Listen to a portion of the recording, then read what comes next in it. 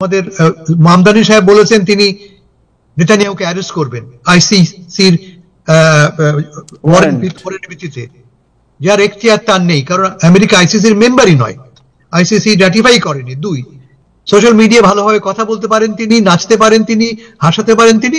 He basically is a video candidate. এভাবে character করা হচ্ছে। মামদানির বিরুদ্ধে অভিযোগটা কি? তিনি সেমাইট, তাই তো? তিনি ইহুদি বিদ্বেষী, তিনি ইসরায়েল বিরোধী। আর তাকে গলা ধরে প্রায় হাফ এ মিনিট দাঁড়িয়েছিলেন ব্র্যাড ল্যান্ডার, দুই ভাই। জোহরান মামদানি নিজেকে সোশ্যালিস্ট বলেছেন, কিন্তু কখনো কমিউনিজম কিংবা কমিউনিস্টের প্রতি তার বিন্দুমাত্র আগ্রহের কথা বলেন নাই। হাসান ভাই, আপনার কাছে যাই যে white house, new York city নির্বাচনে হোয়াইট হাউসের এত মাথা ব্যথা কেন? কেন ট্রাম্প সাহেব নিজে গালাগালি করছেন আপনার জোহরান মামদানিকে? উনি তো president of the United State, 50টি রাজ্যের উনি প্রধান, পুরো মানে রিপাবলিকের প্রধান। সেই একটা সিটির মেয়রশিপ নিয়ে মানে হোয়াইট হাউস উঠে পড়ে লেগেছে। What is the reason? তিনি খুব স্মার্ট পলিটিশিয়ান। কি অর্থে স্মার্ট পলিটিশিয়ান? তিনি চাচ্ছেন যে জোহরান মামদানিকে পুরো ডেমোক্রেটিক পার্টির ফেস প্রমাণ করা। দেখো, এই হচ্ছে democratic party. Extremist, Marxist, socialist, defund the police, এই হচ্ছে ডেমোক্রেটিক পার্টি। কাকে তুমি ভোট দেবে? তুমি কি এই জোহরান মামদানিকে এবং তার মতো অন্যদের ভোট দেবে যারা রাষ্ট্রের বিরুদ্ধে, জাতীয় স্বার্থের বিরুদ্ধে, যারা মার্কসিস্ট, কমিউনিস্ট? এই হচ্ছে তার পলিটিক্স। এবং দেখবেন যে এই লাইনে আর একটা কথা ভালো বলেছে নাজমুল, যে এরা ইসলামোফোবিয়া না, অ্যান্টিসেমিটিজম, একটা strong current of antisemitism already নিউ ইয়র্কে দেখতে পাচ্ছি আমরা। আজকে ওয়াশিংটন পোস্ট লম্বা একটা এডিটোরিয়াল লিখেছে, দুদিন আগে নিউ ইয়র্ক টাইমস করেছে, আজকে ওয়াশিংটন পোস্ট করেছে, এবং মূল বক্তব্য কি?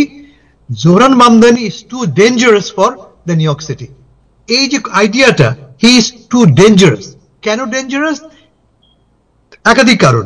এক, ইনএক্সপেরিয়েন্স। এত বড় শহরের ম্যানেজ করার ক্ষমতা তার নেই। তার নিউ ইয়র্কের অ্যাটলিস্ট দুজন রিপ্রেজেন্টেটিভ, একজন লরা গিলেন এবং লটিমার, তিনিও একই কথা বলেছেন যে এত বড় শহর ম্যানেজ করার ক্ষমতা একজন 4 বছর কাউন্সিলম্যানের নাই। এটা 1 নম্বর। 2 নম্বর, তার এক্সট্রিমিস্ট পজিশন তারা বলছেন।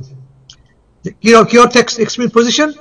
একটা হচ্ছে গিয়ে on Israel, on the question of Israel. আমাদের মামদানি সাহেব বলেছেন তিনি নেতানিয়াহুকে অ্যারেস্ট করবেন আইসিসির ওয়ারেন্টের ভিত্তিতে, যার এখতিয়ার তার নেই, কারণ আমেরিকা আইসিসির মেম্বারই নয়, আইসিসি রাটিফাই করেনি। 2, 3 নম্বর, তার এন্টি রিচ পলিসি।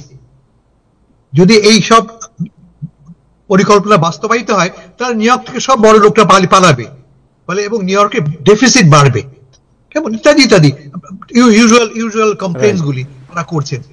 ফলে it's a very smart politics for Trump, smart politics for the Republican party. এবং লক্ষ্য করে দেখবেন যে এই ইস্যু নিয়ে ডেমোক্রেটিক পার্টির ভেতরে কিন্তু দ্বন্দ্বটা বাড়বে। আপনাকে যদি প্রশ্ন করি, যে কালকে বিভিন্ন পত্রিকায় দেখেছি যে ডেমোক্রেটদের মধ্যে আপনার জোহরান মামদানির যে উত্থান এবং তার যে বিজয়কে বলা হচ্ছে আর্থকুইক ফর আপনার ডেমোক্রেটস। ডেমোক্রেটসের জন্য এটা তো বিজয়ের বিষয়, এটা তো আর্থকুইকের কি হলো এখানে? আমি বুঝি জিনিসটা অনেকেই বুঝতে পারেন নাই। অবশ্যই আর্থকুইক, তাহের, অবশ্যই আর্থকুইক, কোনো সন্দেহ নেই। ভাবতে হবে যে উনি কার বিরুদ্ধে ফাইট করছেন।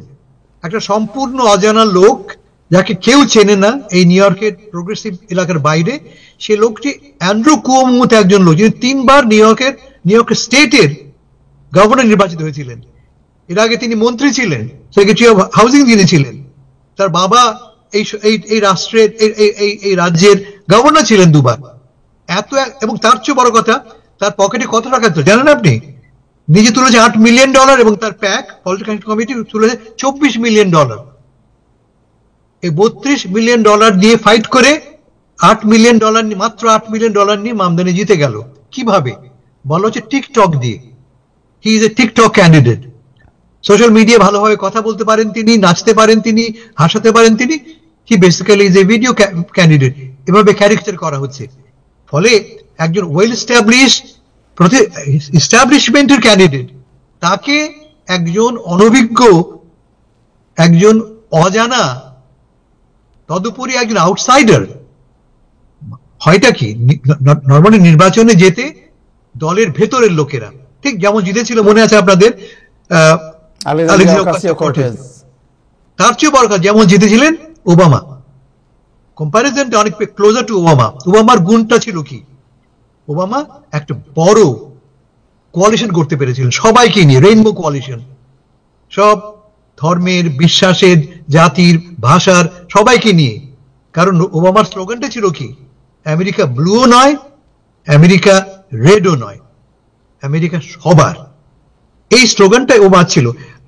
কার্যত এই একই স্লোগানটা কিন্তু অ্যাডপ্ট করেছে মামদানি, এবং সবাইকে লক্ষ্য করে দেবেন যে বিজয়ের দিন কি দেখেছেন, ভেরি ইন্টারেস্টিং চরিত্র মুহূর্ত। কিন্তু মামদানিকে জড়িয়ে ধরেছে কে, Brad Lander. Who is Brad Lander? একজন ইহুদি। তার বিরুদ্ধে সবচেয়ে বড় অভিযোগ কি আমাদের মামদানির বিরুদ্ধে অভিযোগটা কি, তিনি অ্যান্টিসেমাইট, তাই তো, তিনি ইহুদি বিদ্বেষী, তিনি ইসরায়েল বিরোধী। আর তাকে গলা ধরে প্রায় হাফ এ মিনিট দাঁড়িয়েছিলেন ব্র্যাড ল্যান্ডার। দুই ভাই তারা একে অপরকে সাহায্য করছেন, একে অপরকে এন্ডোর্স করেছেন। ফলে এই অভিযোগটা টিকবে না, কারণ কোয়াইট লাইকলি মামদানি ব্র্যাড ল্যান্ডারকে ফার্স্ট ডেপুটি মেয়র নমিনেট করবেন। ফলে they will rule together, they will run together this city. টিকবে না। বাট মিনওয়াইল যতটা পারা যায় তার গায়ে কাদা ছেটানো যাক। কি কাদা? তিনি অ্যান্টিসেমিটিক, তিনি একজন এক্সট্রিমিস্ট, তিনি প্যালেস্টিনিয়ান টেররিস্ট ইত্যাদি অভিযোগ তার নামে আসবে। তারপরেও বড় অভিযোগ, আমাদের প্রেসিডেন্ট কি বলেছেন, তিনি একজন 100% মার্কসিস্ট লুনাটিক বলেছেন তাকে। তিনি একজন কমিউনিস্ট লুনাটিক, 100% কমিউনিস্ট লুনাটিক, এই ছাপটা তাকে দিয়েছেন। এবং দেখবেন যে এই কথাটাই বারবার সবার মুখে ঘুরবে, এই লোকটা কমিউনিস্ট। এবং ভুলে যেন না কিন্তু এই কমিউনিস্ট অভিযোগ নিয়েই কিন্তু বার্নি স্যান্ডার্স এত জনপ্রিয় সত্ত্বেও কিন্তু খুব বেশি আগাতে পারেননি প্রেসিডেন্সিয়াল ক্যাম্পেইনে। আরেকটা জিনিস হাসান ভাই, আরেকটা জিনিস খুব ইম্পর্টেন্ট, ডেমোক্রেটিক পার্টি বিশেষ করে বাইডেনের এই পরাজয়ের পর নানান ধরনের ইন্টারনাল ক্লাস, কনফিউশন, ক্লাস, এগুলোর ভিতর যাচ্ছে ডেমোক্রেটিক পার্টি। এবং এই প্রেসিডেন্ট ট্রাম্পের যে মোটিভটা হচ্ছে যে ডেমোক্রেটিক পার্টিকে যতটা ভ্যানিশ করে দেওয়া যায় একটা ন্যাশনাল পার্টি হিসেবে, সেই চেষ্টাটাই তারা মোটামুটি উইকেন্ড করা, ডিভাইড করা, উইকেন্ড করা। এবং লক্ষ্য করে দেখবেন যে পার্টি এমনিতে ডিভাইডেড। এখন বড় ডিভাইডটা হচ্ছে কোথায়, জেনারেশনাল। পার্টি নেতৃত্বে কারা আছে, 70, 80, 85 বছরের সব বুড়োরা, যারা মোটেই এদেশের সাধারণ লোকের, নতুন জেনারেশনের হোপস অ্যাসপিরেশন রিফ্লেক্ট করে না। এই যে ডিভাইডটা, এটা আরো ওয়াইড হয়ে পড়লো। একজন 33 বছরের নবাগত রাজনীতি কিভাবে একজন প্রতিষ্ঠিত পলিটিশিয়ানকে ধরাশায়ী করলো, এবং কোন একজন সিনিয়র লিডারশিপ কিন্তু তাকে এন্ডোর্স করেননি। সিঙ্গল সিনিয়র লিডারশিপ থেকে করেনি। মানে তার মানে দাঁড়ালো কি, যে সিনিয়র লিডারশিপরা পুরনো জেনারেশন দূরে দাঁড়িয়ে আছে।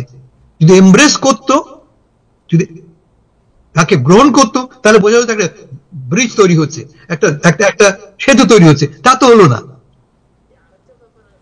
ভাই। সেটা ওকাসিও-কর্টেজ যখন কংগ্রেসের বিভিন্ন লিডারশিপ পজিশনে প্রতিনিধিত্ব করছিল, ফাইট করছিল লিডারশিপ পজিশনে যাওয়ার জন্য, সেখানেও কিন্তু সে একই রকম ইন্টারনাল বাধার সম্মুখীন হয়েছে এবং সে পারেনি।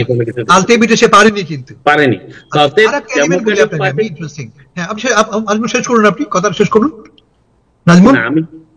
আমি যেটা বলার চেষ্টা করছি, ডেমোক্রেটিক বিশেষ করে ওকাসিও-কর্টেজ যখন কংগ্রেসম্যান হলো ক্রাউলিকে হারায়, তখনই কিন্তু এই এস্টাবলিশমেন্টের সাথে নিউ কামারদের লড়াইটা মূলত ফাইট শুরু হলো। কারণ ক্রাউলি এইভাবে হেরে যাবে এটা কখনোই কেউ চিন্তাও করেনি। তখন থেকেই মূলত শুরু হয়েছে যে সারপ্রাইজ ডেমোক্রেটিক পার্টিতে হতে পারে। কিন্তু সেক্ষেত্রে যতটুকু আমার ধারণা, আমি জানি না, এটা এই ফাইটটা প্রলং করবে আরো বেশ কিছুদিন। এবং এই জেনারেশনাল ফাইট, আপনার হয়তো মনে আছে হাসান ভাই, যখন এন্ডোর্স করে জোহরান মামদানিকে ওকাসিও কিন্তু এই কথাটা উল্লেখ করেছে তার এন্ডোর্সমেন্টের সময়, যে এই কুমোর নির্বাচনটা হচ্ছে বুড়োদের ডেমোক্রেটিক পার্টিকে ধরে রাখার চেষ্টা। এবং এই এই এই কথাটাকেই কেন্দ্র করে কিন্তু পরবর্তীতে জোহরান মামদানি ক্যাম্পেইন করেছে যে নিউ কামারদের কথা। কিন্তু এখন যেভাবে আক্রমণ করা হচ্ছে মামদানি জেতার পর, কমিউনিস্ট সোশ্যালিস্ট সবকিছু মিলে, মানে আমেরিকানরা যে জিনিসটাতে ভয় পায়, কমিউনিজমকে তারা ভয় পায়, সোশ্যালিজম, যদিও সোশ্যালিজম এবং কমিউনিজম দুইটা আলাদা জিনিস, কিন্তু এরা এক করে ফেলে। এবং জোহরান মামদানি নিজেকে সোশ্যালিস্ট বলেছেন, কিন্তু কখনো কমিউনিজম কিংবা কমিউনিস্টের প্রতি তার বিন্দুমাত্র আগ্রহের কথা বলেন নাই, এবং তার পলিসিও না সেটা। কিন্তু এই বিষয়টাকে এক করে ফেলে মোটামুটি টোটাল একটা গ্রাসরুট লেভেল থেকে আক্রমণটা চেষ্টা করতেছে। কিন্তু ফান্ডামেন্টাল প্রশ্ন হচ্ছে যে এই মেসেজ নিয়ে কি আমেরিকা জুড়ে নির্বাচন করা পসিবল কিনা? New York City is fine, New York সিটিতে প্রচুর প্রগ্রেসিভ আছে, এটা ন্যাশনালি পসিবল কিনা? Can this be a national template for campaign? That's fundamental প্রশ্ন। ওকে, সো আমার প্রশ্ন হচ্ছে, এখানে একটা কথা আছে, আগামী 1 বছর পরে যে ন্যাশনাল ইলেকশনটা হবে, বাংলার মিড টার্ম যে ইলেকশন হবে, ডেমোক্রেটিক পার্টির যদি এই কেওয়াস অব্যাহত থাকে এবং যেটা প্রেসিডেন্ট ট্রাম্প উস্কে দিতে চাচ্ছেন, তার ফলে এই যে সিনেটের যে রেজাল্ট, আমরা এখন অনেকেই আশা করে যে সিনেট ফিলিপ হইতে পারে কিংবা কংগ্রেস ফিলিপ হইতে পারে। প্রেসিডেন্ট ট্রাম্পের টার্গেটই কিন্তু সেটা, এবং জোহরান মামদানিকে সেই জন্যই তিনি বেছে নিয়েছেন, যেটা এই অনুষ্ঠানের শুরুতে আপনি বলেছিলেন। এই যদি অবস্থা হয় তাহলে ডেমোক্রেট যারা আছে, why they have, I mean they are suffering by headache, যে এই হেডেকের কারণ কি? এটা তো একটা সমাধানে আসতে হবে তাদের। না, সমাধানে আসার আগে এই যে প্রক্রিয়াটা, প্রথমত মামদানি ডেমোক্রেটিক পার্টির লিডারশিপের অন্তর্ভুক্ত নয়, তার সাথে কেউ কোনো যোগাযোগ করেনি, কথা বলেনি, কোনো রকমের ইন্টারাকশনই হয়নি, এবং এরা ভাবেও নিজে, এই লোকটা 3 মাস আগে কি ছিল, 1%, মনে আছে? 1% ছিল, 3 মাসে 1% থেকে সে 43% পৌঁছে গেছে, 44% পৌঁছে গেছে। কেমন এই যে ড্রামাটিক পরিবর্তনটা ঘটলো, এটা অকল্পনীয়, ভাবাও যেত যায় না এটা। ফলে পার্টির লিডারশিপও কিন্তু কমপ্লিটলি স্তব্ধ, তারা কি করে বুঝতে পারছে না। আর তার চেয়ে বড় কথা যে নতুন যে জেনারেশন, এই নিউ ইয়র্কের যার জেনারেশন, তাদের ইস্যুগুলি আর আমাদের সিনেটের লিডারশিপের যে অবস্থান সম্পূর্ণ ভিন্ন। সে এক্সাম্পল দেয়, আমি মনে করা যাক on the question of Gaza প্রশ্নে আমাদের সিনেটের মাইনরিটি লিডারের অবস্থানটা কি? তারা 100% ইসরায়েলের পাশে, 100% ইসরায়েলের পাশে। মামদানির অবস্থানটা কি? মামদানি কোন রাগ ডাক ছাড়া কি বলেছেন? জেনোসাইড হচ্ছে গাজাতে। এবং ইন্টারেস্টিংলি, আমি আপনাকে অনেস্টলি বলি, ব্যাপারটা দাঁড়াবে এই যে আমেরিকার কোন শহরে, নিউ ইয়র্কে তো বটে, কোন শহরেই এত ওপেনলি এন্টি ইসরায়েল অবস্থান নিয়ে যেটা সম্ভব কিনা আমার সন্দেহ আছে। এবং সে কারণেই লক্ষ্য করে দেখবেন যে শাহানা হানিফ, যিনি প্রাইমারি জিতেছেন, তার অবস্থান তিনি কতটা বদলে ফেলেছেন। নিউ ইয়র্ক টাইমস লম্বা স্টোরি করেছে শাহানা হানিফকে নিয়ে। শাহানা হানিফের প্রথম দিনের অবস্থান কিন্তু এইরকম শক্ত ছিল, যত শক্ত আমাদের মামদানি। খুব কঠোরভাবে ইসরায়েলকে আক্রমণ সমালোচনা করেছেন, গাজাকে জেনোসাইড বলেছেন, বয়কটের কথা বলেছেন, বিডিএস এর কথা বলেছেন। কিন্তু যখন দেখা গেল তার বিরুদ্ধে লোকাল ইহুদিরা একজোট হচ্ছে, তিনি তার অবস্থান কিন্তু ক্রমান্বয়ে বদলে ফেললেন। কিভাবে? আমি দুটো এক্সাম্পল দিই। তিনি কি বললেন? 1 নম্বর, যে হ্যাঁ গাজায় জেনোসাইড হচ্ছে, কিন্তু পাশাপাশি হামাসেরও দোষ তিনি বলা শুরু করলেন। Hamas is a terrorist organisation, আগে বলেননি, এটা 1 নম্বর। আর 2 নম্বর, তিনি কি বললেন যে না, আমেরিকা, বিশেষ করে নিউ ইয়র্কে অ্যান্টিসেমিটিজম বাড়ছে। ফলে একটা কম্প্রোমাইজ হলো, যে কারণে আমরা দেখলাম যে জিতলেন শাহানা হানিফ এবং বহুলাংশে ইহুদি ভোটারদের সমর্থন, টাকা এবং ভোট সমর্থন নিয়ে। ফলে মামদানিকে জিততে হলে he will have to rearrange his political views, mainly on, কারণ জুইশ লবির টাকা এবং ক্ষমতা অস্বীকার করা যাবে না।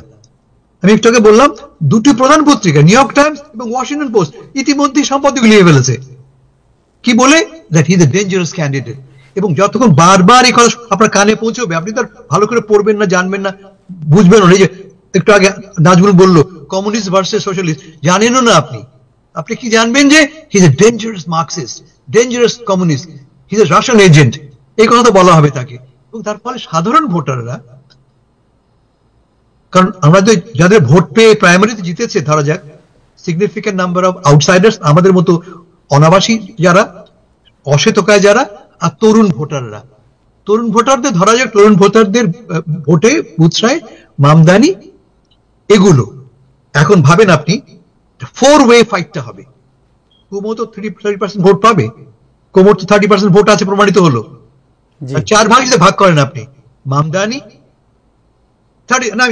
জাস্ট 1/3 বলছি আমি ইচ্ছা করি, মামদানি সাহেব, কুমো সাহেব, আমাদের এরিক অ্যাডাম সাহেব এবং রিপাবলিকান ক্যান্ডিডেট একজন। 4-way ভাগ হবে ভোটগুলি। 4-way ভাগ হলে কি শুধুমাত্র প্রোগ্রেসিভদের ভোট দিয়ে মামদানি জিতবেন? That's a big question. ফলে মামদানিকে জিততে হলে সেন্ট্রিস্টদের বা প্রবাবলি ইভেন রাইটিস্টদের ভোট টানতে হবে, অন্যথা তার পক্ষে শুধুমাত্র এই প্রোগ্রেসিভ ইয়াং ভোটারদের যারা 1/3, maybe slightly more than 1/3, he will not be able to win. Simple অঙ্ক এটা।